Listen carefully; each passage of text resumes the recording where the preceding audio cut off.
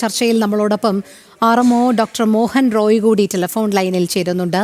Doctor Mohan Roy, Thiruvananthapuram medical കോളേജിലെ ദുരവസ്ഥയാണ് urology വിഭാഗം മേധാവി ഡോക്ടർ ഹാരിസ് ചിറക്കൽ ചൂണ്ടിക്കാട്ടിയത്. എത്രയോ ശസ്ത്രക്രിയകൾ ഉപകരണമില്ലാത്തതിന്റെ പേരിൽ മാറ്റിവെക്കപ്പെടുന്നു എന്നുള്ളത് ഇത് വർഷങ്ങളായി തുടരുകയാണെന്നും പലപ്പോഴും ഇതിനുവേണ്ടി രോഗികൾ തന്നെ ഉപകരണങ്ങൾ പുറത്തുനിന്ന് വാങ്ങി നൽകേണ്ട അവസ്ഥയാണെന്നുമാണ് ഡോക്ടർ വ്യക്തമാക്കുന്നത്. ആരോഗ്യമന്ത്രി പക്ഷേ ഇതിന്മേൽ പ്രതികരിച്ചത് ഇത് സിസ്റ്റത്തിന്റെ പിഴവാണ്, അതുമാത്രമല്ല ഇതുവരെ ഇത് ആരോഗ്യമന്ത്രിയുടെ ശ്രദ്ധയിൽപ്പെട്ടിട്ടില്ല എന്നുള്ളതാണ്.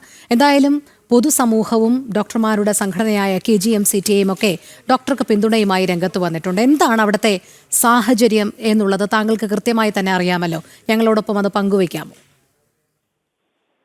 നമുക്ക് അറിയാവുന്നതുപോലെ മെഡിക്കൽ കോളേജുകൾ ഇപ്പൊ ശസ്ത്രക്രിയ മാറ്റിവെച്ചു എന്നുള്ള ഒരു വിഷയവുമായി ബന്ധപ്പെട്ടാണല്ലോ ഡോക്ടർ ഹാരിസ് ഇതിലൊരു പോസ്റ്റ് ഇട്ടിരിക്കുന്നത്. പക്ഷെ ശസ്ത്രക്രിയ മാറ്റിവെക്കും നമ്മൾ മനസ്സിലാക്കേണ്ടത് രണ്ടു തരം ശസ്ത്രക്രിയകളുണ്ട്. ഒന്ന് അടിയന്തര ശസ്ത്രക്രിയകളുണ്ട്, പിന്നെ അടിയന്തരമായി ചെയ്യേണ്ടാത്ത ശസ്ത്രക്രിയകൾ. അപ്പൊ അടിയന്തര ശസ്ത്രക്രിയകളൊക്കെ കൃത്യമായി നടക്കുന്നുണ്ട്.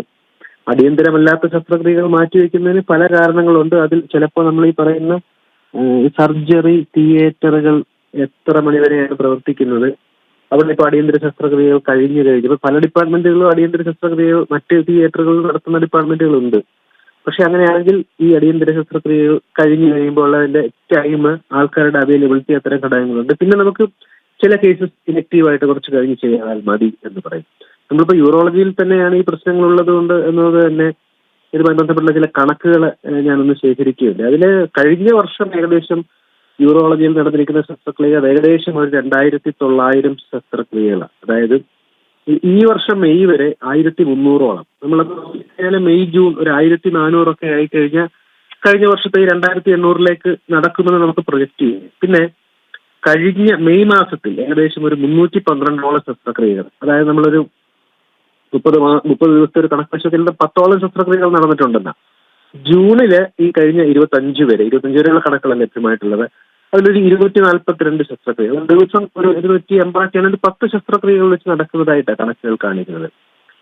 പിന്നെ വൃക്ക മാറ്റിവെക്കൽ കഴിഞ്ഞ വർഷം ഒരു 20ഉം ഈ വർഷം ഒരു 7 നടത്തിയിട്ടുണ്ടെന്നുള്ളതാണ് കണക്കുകൾ ലഭ്യമായിട്ടുള്ളത്. പിന്നെ നമ്മൾ ഒരു 67 ലക്ഷത്തോളം രൂപ യൂറോളജി ചികിത്സാ വാങ്ങാനായിട്ട് ചെലവഴിച്ചിട്ടുണ്ട്. ഇത് 30 ലക്ഷം രൂപ ആശുപത്രി വികസന സമിതിയും 30 ലക്ഷം രൂപ അല്ലാതെ ഗവൺമെന്റ് ഭാഗമായിട്ടുള്ളത്. അപ്പൊ ഇത്തരം കണക്കുകൾ നിലവിലുള്ളപ്പോൾ ഞാൻ ഈ കണക്കുകൾ പറയുന്നത് അത് ഒരു ന്യായീകരണം എന്നുള്ള രീതിയിലാണ്. പക്ഷെ കണക്കുകളിൽ നിന്ന് നമുക്ക് പാറ്റേൺ ലഭ്യമാണ്. ഇപ്പം ഒരു വർഷം നടക്കുന്ന ശസ്ത്രക്രിയ എത്രയാണ് എന്നുള്ളത് ജൂൺ വരെ നടത്തിയത് വെച്ച് നോക്കിക്കഴിഞ്ഞാൽ വെച്ച് നമുക്ക് അറിയാൻ പറ്റുമല്ലോ. അപ്പൊ ആ കണക്കുകൾ വലിയ വ്യത്യാസം വരുന്നില്ല. പക്ഷെ ശസ്ത്രക്രിയകൾ മാറ്റി വെക്കേണ്ടി വരുന്ന ഒരു സാഹചര്യം ഉണ്ടെങ്കിൽ അതിൽ 1-2 കാര്യങ്ങളുണ്ട്. ഇപ്പൊ ഞാൻ ചെറിയൊരു ഉദാഹരണം, നമ്മളൊരു ഉപകരണം വാങ്ങുന്നതിന് മെഡിക്കൽ കോളേജിലെ ഭരണ വിഭാഗം, അതായത് സൂപ്രണ്ട് ഉൾപ്പെടെ പ്രിൻസിപ്പൽ ഉൾപ്പെടെയുള്ളവർക്ക് അവരുടെ സാമ്പത്തിക ഒരു പരിധിയുണ്ട്. ഈ പരിധിക്ക് ശേഷമുള്ളത് നമ്മൾ അറിയില്ല. HDS ഒക്കെ ആണെങ്കിൽ ജില്ലാ കളക്ടറുടെ ഓഫീസിൽ എത്തി വരേണ്ടതുണ്ട്. ഈ ഒരു ഉദാഹരണം ഞാൻ പറഞ്ഞാല്, ഈ ലിത്തോക്ലാസ്റ്റ് പ്രോബുമായി ബന്ധപ്പെട്ട കാര്യത്തിൽ നമ്മള് 1 ലക്ഷം രൂപയിൽ കൂടുതലുള്ള ഒരു എമൗണ്ട് ചെലവഴിക്കണമെങ്കിൽ HDSന് ചുമതലയുള്ള ജില്ലാ കളക്ടർ. അപ്പൊ എല്ലാ സ്ഥലത്തും HDSന്റെ ഒരു സംവിധാനമാണ്. നമുക്കറിയാവുന്നതുപോലെ ഒരു 70-80കളിലെ സർക്കാർ ആശുപത്രികളിലെ ചില പരിമിതികൾ മറികടക്കാനുള്ള സംവിധാനമായിട്ട് HDS വന്നിരിക്കുന്നത്. അപ്പൊ അത്തരത്തില് HDSൽ നിന്നും കളക്ടർക്ക് ഒരു അപേക്ഷ പോകുന്ന ഒരു രീതിയുണ്ട്. അതിനുശേഷം അവിടെ നിന്ന് അത് അപ്രൂവ് ചെയ്യുന്നത്. അത് അപ്രൂവ് ചെയ്ത് വന്നിരുന്നു. പക്ഷെ അത് അപ്രൂവ് ചെയ്ത് വന്നപ്പോൾ ഒരു സംഭവിച്ചതെന്ന് വെച്ചാല്, ഞാൻ മനസ്സിലാക്കുന്നിടത്തോളം ആദ്യം ഇതിന് ഏകദേശം ഒരു 31,000-32,000 രൂപ ആയിട്ടാണ് നമ്മൾ വിടുന്നത്. അപ്പൊ ഇതിലൊരു അത് കഴിഞ്ഞത് വന്നപ്പോൾ ഏകദേശം 41,000 രൂപയാണ്. നമുക്ക് സർക്കാർ സംവിധാനത്തിൽ അറിയാവുന്നത് പോലെ 32,000 രൂപയാണ് ഒരു സാധനത്തിന് കളക്ടർ അപ്രൂവ് ചെയ്യുന്നുണ്ടെങ്കിൽ, കളക്ടർ എന്നുള്ളതല്ല ഈ സംവിധാനവുമായി ബന്ധപ്പെട്ട ഏതൊരു മേലധികാരിയും അപ്രൂവ് ചെയ്യുന്നുണ്ടെങ്കിൽ പിന്നെ അതിലൊരു വ്യത്യാസം ഉണ്ടായി കഴിഞ്ഞാൽ സ്വാഭാവികമായിട്ടും ഫയല് അങ്ങനെ പോകേണ്ടി വരും. അപ്പൊ അതുകൊണ്ടുണ്ടായ ഒരു ഡിലേ ഇതിലുണ്ട് എന്നുള്ളതാണ് പറയുന്നത്. അപ്പൊ ഇത്തരം കാര്യങ്ങൾ യഥാർത്ഥത്തില് ഇത് സംവിധാനങ്ങളിൽ ഒരു വ്യത്യാസം വരേണ്ടതുണ്ട്. അതായത് നമുക്കറിയാവുന്നത് പോലെ നമ്മളിപ്പോ ഒരു സ്വകാര്യ ആശുപത്രിയിൽ പോകുമ്പോൾ, ഒരു സർക്കാർ മെഡിക്കൽ കോളേജിൽ പോകുമ്പോഴുള്ള ഒരു വ്യത്യാസം, അത് യഥാർത്ഥത്തിൽ നമ്മള് ഇപ്പം ട്രോളിയിൽ ഉൾപ്പെടെ രോഗികളെ ഒരു സ്ഥലത്തേക്ക് എത്തിക്കുന്നതിൽ, അവിടെ ശസ്ത്രക്രിയകളും മറ്റും അവരുദ്ദേശിക്കുന്ന ഒരു സമയത്ത് നടത്തുന്നതിൽ അതിലുള്ള പരിമിതികളെന്ന് പറയുന്നത് നമുക്ക് ശരിക്കും ആലോചിച്ചാൽ മനസ്സിലാവും. ഇപ്പം പ്രൈവറ്റ് സ്വകാര്യ മെഡിക്കൽ കോളേജുകളിൽ അല്ലെങ്കിൽ ആശുപത്രികളിൽ ഒരു 50 ബെഡ് അല്ലെങ്കിൽ 60 ബെഡ് ഉണ്ടെന്ന് വിചാരിക്കുക. ഈ 60 ബെഡിൽ എത്ര രോഗികൾ കാണുമെന്ന് നമ്മൾ വിചാരിക്കുന്നത്? 61 ഉണ്ടാവില്ല, 58 ഉണ്ടാവാം, മാക്സിമം 60 വരെ ഉണ്ടാവാം. മെഡിക്കൽ കോളേജുകളിലെ അവസ്ഥ അങ്ങനെയല്ല. അത് സ്വാഭാവികമായിട്ട് മറ്റൊരു കാര്യം കൂടി ഇതിൽ സംഭവിച്ചിട്ടുണ്ട്. ഇപ്പൊ കഴിഞ്ഞ ഏതാനും വർഷങ്ങളായിട്ട് മെഡിക്കൽ കോളേജുമായി ബന്ധപ്പെട്ട് നല്ല ചികിത്സാ സഹായ പദ്ധതികളൊക്കെ ഉണ്ട്. അപ്പൊ ഈ ചികിത്സാ സഹായ പദ്ധതികളൊക്കെ വന്നതുകൊണ്ട് തന്നെ മെഡിക്കൽ കോളേജിലേക്കുള്ള ഒരു തിരക്ക് കൂടുന്നുണ്ട്. അപ്പൊ ആ തിരക്കിനനുസരിച്ചുള്ള സംവിധാനങ്ങൾ ഒരുക്കുക എന്നുള്ളത് അത് നടക്കുന്നുണ്ട്. പക്ഷെ നിങ്ങളൊരു കാര്യം മനസ്സിലാക്കിയിട്ട് തിരുവനന്തപുരം മെഡിക്കൽ കോളേജിന്റെ ഞാനവിടെ ഒരു 8ഓളം വർഷത്തോളം അഡ്മിനിസ്ട്രേറ്ററായി ജോലി ചെയ്ത ഒരാളെന്ന രീതിയിൽ പറയാം. തിരുവനന്തപുരം മെഡിക്കൽ കോളേജിന്റെ നമ്മൾ ആ ചെന്ന് കയറുമ്പോഴുള്ള കാഷ്വാലിറ്റി വിഭാഗം തൊട്ടുണ്ടായ വ്യത്യാസം, അത് കാഷ്വാലിറ്റിയിലാവട്ടെ, വാർഡുകളിലാവട്ടെ, അവിടുത്തെ ഓക്സിജൻ സംഭരണ വിതരണ സംവിധാനത്തിലാവട്ടെ, സൂപ്പർ സ്പെഷ്യാലിറ്റി ബ്ലോക്കിൽ ഉൾപ്പെടെ വളരെ അഭൂതപൂർവമായ ഒരു വളർച്ച മെഡിക്കൽ കോളേജിൽ ഉണ്ടായിട്ടുണ്ട് എന്ന കാര്യം നിലനിൽക്കുമ്പോഴും ഇതൊക്കെ കാലഘട്ടത്തിന്റെ ആവശ്യത്തിനനുസരിച്ചുള്ളതാണ് എന്നുള്ള വലിയൊരു ചോദ്യമുണ്ട്. ആ കാലഘട്ടത്തിന്റെ ആവശ്യത്തിനനുസരിച്ചുള്ള സ്വാഭാവികമായും സർക്കാർ സംവിധാനത്തിൽ ഒരു ഡിലേ ഉണ്ടാകാമെന്നുള്ളത് നമുക്കറിയാം. സ്വകാര്യ സ്ഥാപനങ്ങളിൽ അങ്ങനെയല്ല. അപ്പൊ അത്തരം കാര്യങ്ങൾ കൂടി പരിഹരിക്കാൻ ഇപ്പൊ മെഡിക്കൽ കോളേജിൽ തന്നെ ഏകദേശം ഒരു 700 കോടി രൂപയുടെ ഒരു വികസന പ്രവർത്തനം തിരുവനന്തപുരം മെഡിക്കൽ കോളേജിന് പ്ലാൻഡ് ആയിട്ട് ഉണ്ട്. ഡോക്ടർ മോഹൻ റോയ്, ഒന്ന് ഇടപെട്ട് ചോദിച്ചുകൊള്ളട്ടെ. താങ്കൾ പറഞ്ഞതുപോലെയുള്ള പരിമിതികളിൽ നിന്നുകൊണ്ടുള്ള മാറ്റം യഥാവിധി നടക്കുന്നുണ്ട് എന്ന് പറയുമ്പോഴും ഡോക്ടർ ഹാരിസ് ചിറക്കൽ എന്തുകൊണ്ടാണ് വർഷങ്ങളുടെ കണക്ക് നിരത്തുന്നത്? എത്രയോ തവണ യാചിച്ചും അപേക്ഷിച്ചുമാണ് പല സർജറികളും നടത്തിയത്. ഉപകരണങ്ങളും വാങ്ങാൻ രോഗികളുടെ കൂടെ സഹായത്തോടുകൂടി മുന്നോട്ട് പോകേണ്ടി വന്നു എന്ന് പറയുന്നത്. വർഷങ്ങളുടെ കണക്ക് അദ്ദേഹം പറയുന്നുണ്ടല്ലോ. 2023 മുതൽ മുടങ്ങിക്കിടക്കുന്ന ഉപകരണങ്ങളുടെ കണക്ക് കൂടി വരുന്നുണ്ടല്ലോ. പരിമിതികളിൽ നിന്നുകൊണ്ട് അതൊക്കെ പ്രാവർത്തികമാക്കേണ്ടത് ആരാണ്? ആരോഗ്യ വിഭാഗം തന്നെയല്ലേ? സർക്കാർ തന്നെയല്ലേ? അതിലേക്ക് കൃത്യമായി അധികൃതരുടെ ശ്രദ്ധ ചെലുത്തേണ്ടത് മെഡിക്കൽ കോളേജ് വിഭാഗം തന്നെയല്ലേ? അവിടെ എവിടെയാണ്, എന്തുകൊണ്ടാണ് ഈ കാലതാമസം വരുന്നത് എന്നാണ് താങ്കൾ കരുതുന്നത്? അല്ല, ഇത്തരത്തില് നമുക്കിപ്പോ മെഡിക്കൽ കോളേജുകളിലെ എക്യുപ്മെന്റിന്റെ ഒരു ഇൻവെന്ററി മാനേജ്മെന്റ് സിസ്റ്റം. ഇപ്പൊ എക്യുപ്മെന്റുകളുമായി ബന്ധപ്പെട്ട് ഞാൻ പറഞ്ഞാല് നമ്മളൊരു എക്യുപ്മെന്റ് നിങ്ങളുടെ വീട്ടില് ഒരു വാഷിംഗ് മെഷീൻ വാങ്ങിയെന്നോ അല്ലെങ്കിൽ ഒരു ടെലിവിഷൻ ഏത് ഉപകരണവുമാവട്ടെ, കമ്പ്യൂട്ടർ ആവട്ടെ വാങ്ങി വെച്ചാൽ അതിൽ കൃത്യമായ AMC CMC സംവിധാനങ്ങളുണ്ട്. ആ സംവിധാനങ്ങളൊക്കെ നമ്മൾ സൂക്ഷിച്ചു വെക്കുന്നത്. ഒരു ആശുപത്രിയുള്ള സ്ഥാപനത്തില് ഇതിന് സെൻട്രലൈസ്ഡ് ആയിട്ടുള്ള ഒരു സംവിധാനം ഉണ്ടാവണം. ആ സെൻട്രലൈസ്ഡ് ആയിട്ടുള്ള സംവിധാനത്തിൽ ഇത് അപ്ഡേറ്റ് ചെയ്യാനും ബാക്കിയുമുള്ള കാര്യങ്ങൾ ഉണ്ടാവണം. ഇതിന്റെ AMC ഉൾപ്പെടെ കൃത്യമായി ഇംപ്ലിമെന്റ് ചെയ്യുന്നുണ്ടെന്നും നടപ്പാക്കുന്നുണ്ടെന്നും ഉറപ്പുവരുത്തേണ്ടതുണ്ട്.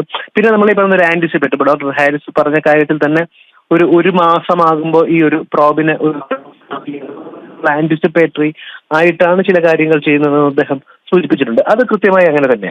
അപ്പൊ അത്തരം കാര്യങ്ങളിൽ ഞാൻ സൂചിപ്പിച്ചതുപോലെ കാലാനുസൃതമായ മാറ്റങ്ങൾ സംവിധാനത്തിൽ വരേണ്ടതുണ്ട്. അത് സ്വാഭാവികമായിട്ട് ഞാൻ നേരത്തെ സൂചിപ്പിച്ച പോലെ മെഡിക്കൽ കോളേജുകളിലെ കഴിഞ്ഞ കുറച്ചു നാളുകളായിട്ടുള്ള OP IP കണക്കുകളൊന്നും എടുത്തു നോക്കിയാൽ അത് വളരെ വ്യക്തമാണ്. കാരണം എത്രയോ ഇരട്ടി രോഗികൾ വരുന്നുണ്ട്. ആ ഇരട്ടി രോഗികൾ വരുന്നതിനനുസരിച്ചുള്ള സംവിധാനങ്ങൾ സാറിന് അത് തന്നെ നേരത്തെ സൂചിപ്പിച്ചത്. ഞാൻ പറഞ്ഞ പോലെ ഒരു 700-750 കോടി രൂപയുടെ ഒരു വികസന പ്രവർത്തനങ്ങൾ അവിടെ പ്ലാൻ ചെയ്തിട്ടുണ്ട്. അപ്പൊ യഥാർത്ഥത്തിൽ ഞങ്ങളൊക്കെ പുറത്ത് കോൺഫറൻസുകളിലൊക്കെ പോകുമ്പോൾ യഥാർത്ഥത്തിൽ ഇന്ത്യയിൽ ഒരു പുതിയ മെഡിക്കൽ കോളേജ് സ്ഥാപിക്കണമെങ്കിൽ തന്നെ ഏകദേശം ഒരു 450-500 കോടി രൂപ ആണ് സാധാരണ എക്സ്പെക്ട് ചെയ്യുന്നത്.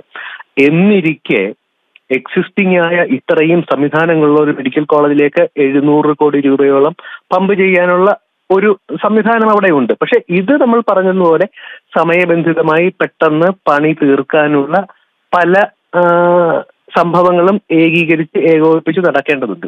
അതൊക്കെ നടത്തുന്നേ ഒരു സീംലെസ് ആയിട്ടുള്ള നമ്മൾ ഉദ്ദേശിക്കുന്ന തരത്തിലുള്ള ഒരു ചികിത്സ നടക്കുകയുള്ളൂ. അവിടെയും ഞാൻ കൃത്യമായി പറയട്ടെ, അങ്ങനെ നടക്കേണ്ടത് ഡോക്ടർ മോഹൻ റോയ് സാധാരണക്കാരുടെ ഒരു ആവശ്യം കൂടിയാണല്ലോ. നമുക്ക് ഈ പരിമിതികളൊക്കെ ചൂണ്ടിക്കാട്ടാം. അതോടൊപ്പം ഒരു കാര്യം കൂടി ചോദിച്ചുകൊള്ളട്ടെ. ഡോക്ടർ ഹാരിസ് ചിറക്കലിന് മറ്റ് രാഷ്ട്രീയ താല്പര്യങ്ങളൊന്നുമില്ല. ഇന്ന് ആരോഗ്യമന്ത്രി അദ്ദേഹത്തെ വളരെ ഹാർഡ് വർക്കിങ്ങും ജെനുവിനുമായിട്ടുള്ള ഒരു ഡോക്ടർ എന്ന് പറഞ്ഞപ്പോൾ തന്നെ അദ്ദേഹത്തിന്റെ ഈ അഭിപ്രായത്തിലും ആ ജെനുവിനിറ്റി ഉണ്ട് എന്ന് തന്നെയല്ലേ മനസ്സിലാക്കേണ്ടത്?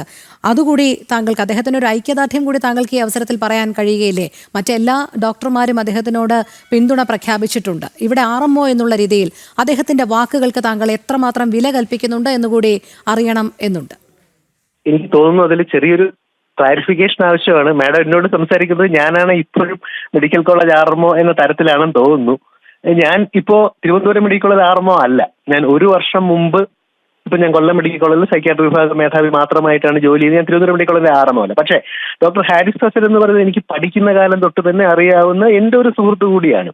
അപ്പോൾ അദ്ദേഹത്തിന്റെ കാര്യത്തിൽ ബഹുമാനപ്പെട്ട ആരോഗ്യവകുപ്പ് മന്ത്രി പറഞ്ഞ അതേ കാര്യം തന്നെയാണ് ഞാനും പറയുന്നത്. ഡോക്ടർ ഹാരിസസിനെ എനിക്ക് വ്യക്തമായി അറിയാവുന്ന ആളാണ്.